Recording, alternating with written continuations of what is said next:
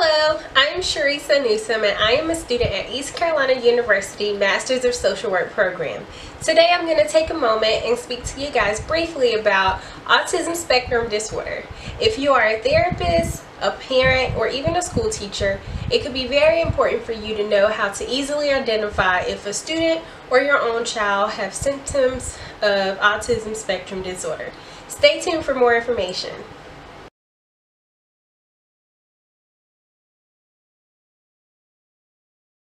So I would first like to start by giving you some history of autism. The word autism comes from the Greek word autos, which means self. It describes conditions in which a person is removed from social interaction. In other words, he becomes a self-isolated person.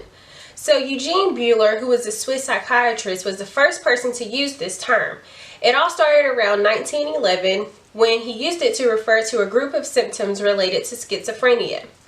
In the early 1940s, researchers in the United States began to use the word autism to describe children with emotional or social problems. Leo Kanner, who was a doctor from Johns Hopkins University, used it to explain the behavior of several children he studied who acted withdrawn. So I want to give you a little bit of statistics. In 2014, the Centers for Disease Control Prevention released data on the prevalence of autism in the United States. This study identified 1 in 68 children as having autism spectrum disorder. This is 1 in 42 boys and 1 in 189 girls. So briefly, I want to share some symptoms of autism spectrum disorder with you. The severity of these symptoms vary greatly, but of course all people with autism have some core symptoms in the area of social interactions and relationships. So sometimes this could look like nonverbal communication or eye-to-eye gazing, facial expressions, and body posture. This could also be failure to establish friendship with children of the same age. This could also be lack of interest in sharing enjoyment, interests, or achievements with people. Lack of empathy. People with autism have a really difficult time understanding another person's feelings, pain, or empathy.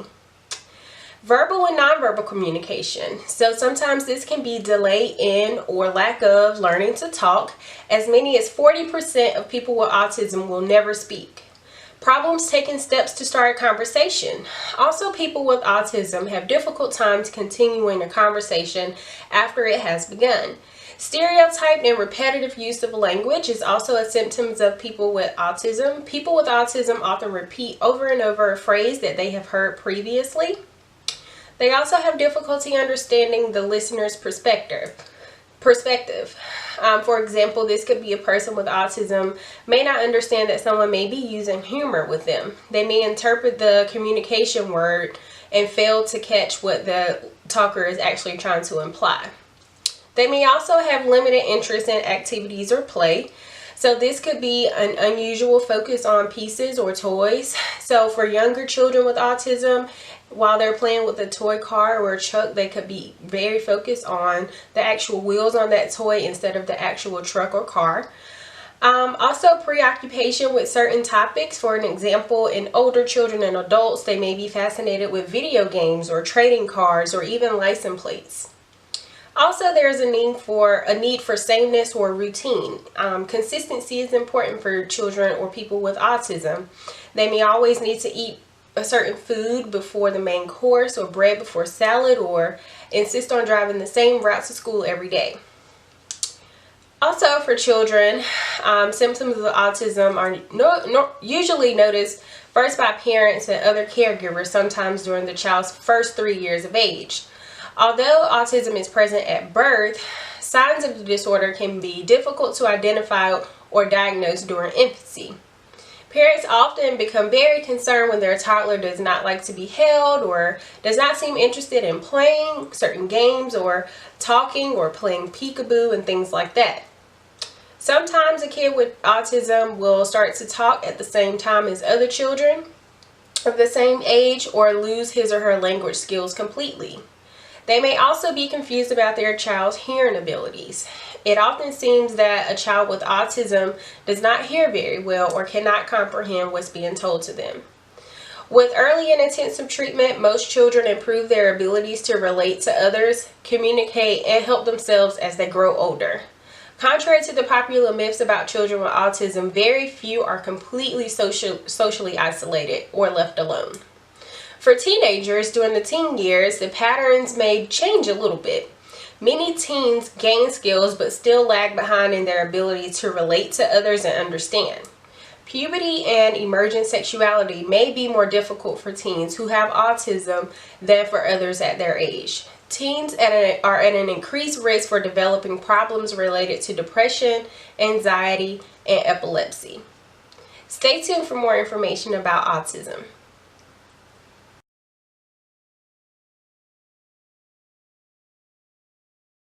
Welcome back to part 2 of Autism Spectrum Disorder.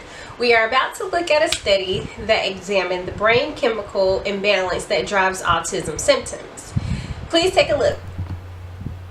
There was a study done that documented the direct link between the severity of someone's autism symptoms and brain levels of the neurotransmitter GABA, or gamma aminobutyroxide acid.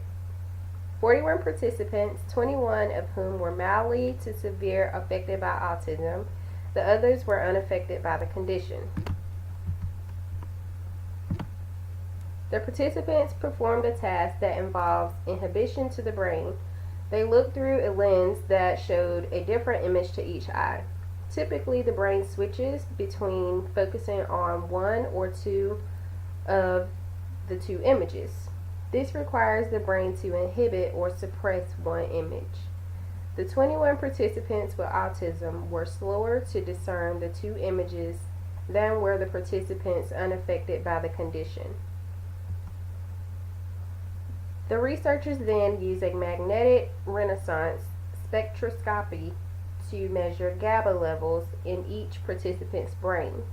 Among the participants unaffected by autism, the ability to suppress the competing image during the perception test increased in direct proportion to GABA levels in their brains.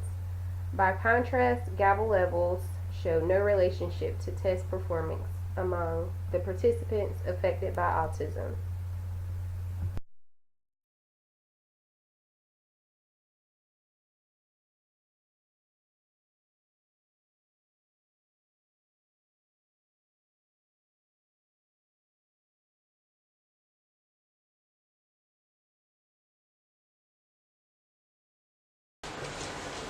For a brief moment, we're going to take a look at a parent tell their story about their child that was diagnosed with autism at the age of 3. Hello, my name is LeVon Newsom.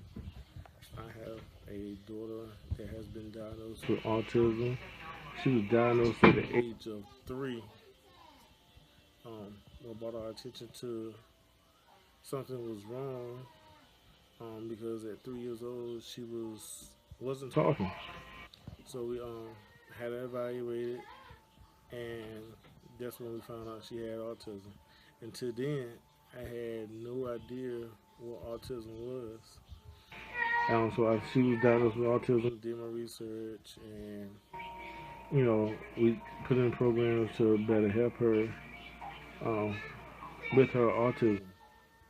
Um, she started school early, and throughout her early part of school, um, she had a teacher that taught her how to sign and still speak, and put her on the schedule with her schoolwork and everything. She's now 14. She'll be 15 in a couple months. But she's still nonverbal. She can speak, and she can tell you what she wants in some things. She doesn't make complete sentences, but she's just like a normal child. Besides, she's nonverbal. Um, she's I guess you would say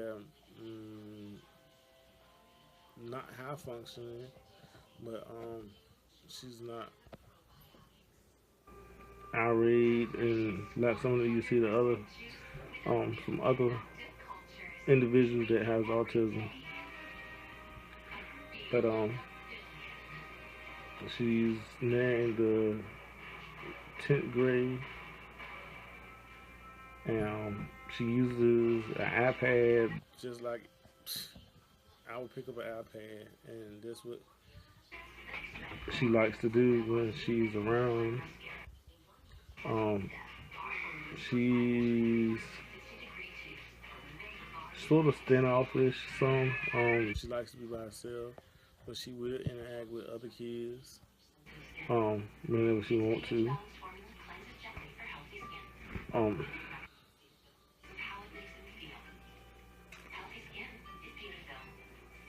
Challenges that we had with her at first was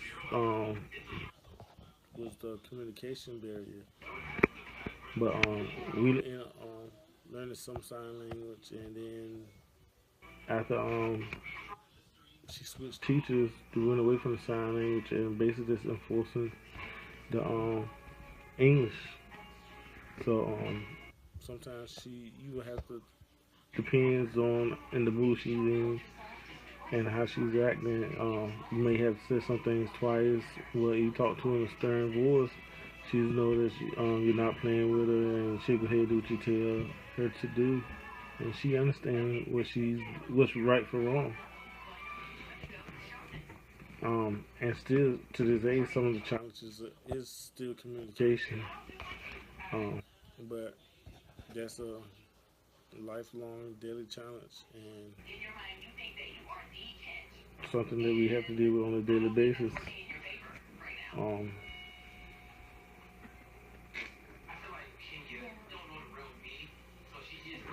Thank you so much for watching this video on autism spectrum disorder. I hope that you were able to learn something to use as a therapist, a parent, or even a friend of a family. Thank you.